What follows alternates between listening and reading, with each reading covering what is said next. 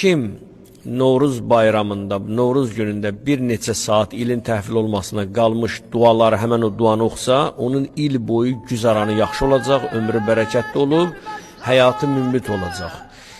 Sağlam həyat keçirdəcək.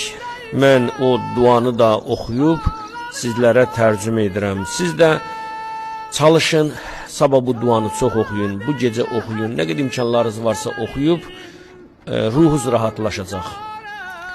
Bismillahirrahmanirrahim. Ya muqallibal qulubi vel absar.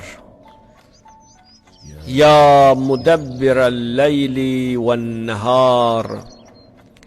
Ya muhavvilal havli vel ahval. Havvil halana ila ahsanil hal.